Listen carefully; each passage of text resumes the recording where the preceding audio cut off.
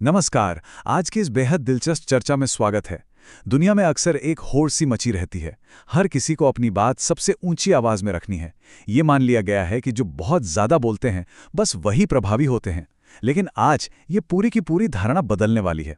सच कहें तो आज का ये विश्लेषण मानवीय मौन यानी चुप रहने की कला को देखने का नजरिया पूरी तरह से पलट देगा।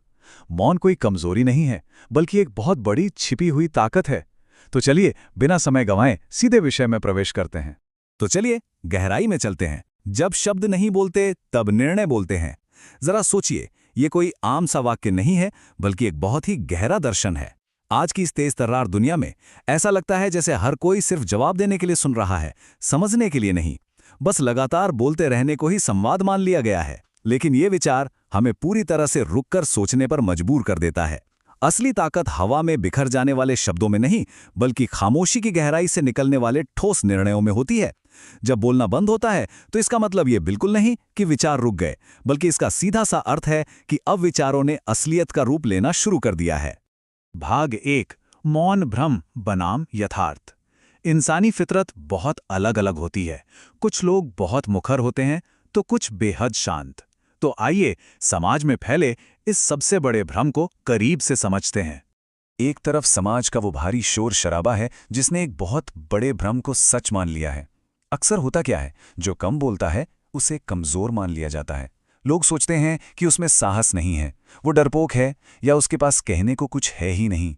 ये बातें इतनी तेजी से फैलाई जाती हैं कि शांत रहने वालों को अक्सर पीछे छोड़ दिया जाता है। लेकिन अब दूसरी तरफ की सच्चाई पर ध्यान देना बहुत जरूरी है। एक बेहद शांत, गहरी और सशक्त सच्चाई। मौन कोई कमजोरी नहीं है। मौन असल में आत्मनियंत्रण की पराकाष्ठा है। ये शक्ति की कमी नहीं, बल्कि शक्ति का सबसे उच्चतम रूप है। अपनी ऊर्जा को व्यर्थ बहने से रोकने का एक शानदार तरीका। भाग 2। आत्मनियंत्रण की पराकाष्ठा। अब यहां जो बात वास्तव में सबसे दिलचस्प है वो ये कि ये विचार संयम और नियंत्रण की पूरी परिभाषा को ही बदल कर रख देता है। आत्मनियंत्रण की पराकाष्ठा का मतलब सिर्फ चुपचाप बैठे रहना नहीं है, बिल्कुल नहीं। इसका असली मतलब है अपने धैर्य, सहनशीलता और संयम का सबसे बेहतरीन और सटीक उपयोग करना। रोजमर्रा की जिंदगी में ऐसे कई पल आते हैं जहां बेवजह की बहस या विवाद खड़े हो जाते हैं। जब कोई उकसाता है तो सबसे आसान काम क्या होता है? पलटकर तुरंत जवाब दे देना। लेकिन ठीक उसी पल में खुद को रोक लेना एक बहुत बड़ी मानसिक दृढ़ता की मांग करता है। शब्दों की उस लड़ाई में उतरने के बजाय खामोशी को चुनना एक बहुत ही सक्रिय और सचेत निर्णय है। यह खुद को सस्ते विवादों से ऊपर उठाने की कला है। इसी से गरिमा और मानसिक शांति सुरक्षित रहती है। तो समझिए, यह कोई हार नहीं, बल्कि एक बहुत बड़ी जीत है। भाग 3। शब्द बनाम निर्णय। यहां हमारा ध्यान इस बात पर जाता है कि मौन कोई निष्क्रियता नहीं है, बल्कि एक बहुत ही शक्तिशाली और रणनीतिक ठहराव है। और ये चीज बहुत ही शानदार तरीके से दर्शाती है कि सिर्फ कुछ कहने और वास्तव में कुछ करने के बीच कितना जमीन आसमान का अंतर है। एक तरफ शब्द होते हैं। शब्द क्या करते हैं? वो सिर्फ स्थिति को समझाते हैं, तर्क देते हैं। लेकिन दूसरी तरफ है निर्णय। निर्णय तब जन्म लेते हैं जब शब्द पूरी तरह से थम जाते हैं। खामोशी में जब विचार पूरी तरह पक जाते हैं तब निर्णय सामने आते हैं। और जब ये निर्णय बाहर आते हैं तो वो सिर्फ हालात समझाते नहीं हैं, बल्कि पूरी की पूरी परिस्थितियों को जड़ से बदल कर रख देते हैं। बोले गए 1000 शब्द वो असर नहीं डाल सकते जो खामोशी में लिया गया एक दृढ़ निर्णय डाल सकता है। इसीलिए मौन को कभी भी हल्के में लेने की भूल नहीं होनी चाहिए। ये इतिहास की सबसे बड़ी भूलों में से एक रही है। जो शांत है वो अंदर से खाली नहीं है, बल्कि उसके भीतर एक बहुत ही गहरी प्रक्रिया चल रही होती है।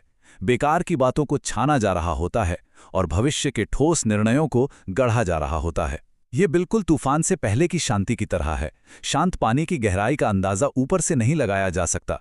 जब खामोशी का ये तूफान निर्णयों के रूप में बाहर आता है तो वो सबसे ज्यादा शक्तिशाली होता है। किसी की चुप्पी को उसकी हार समझना महज एक बहुत बड़ा भ्रम है। भाग 4। परिपक्वता का संतुलन।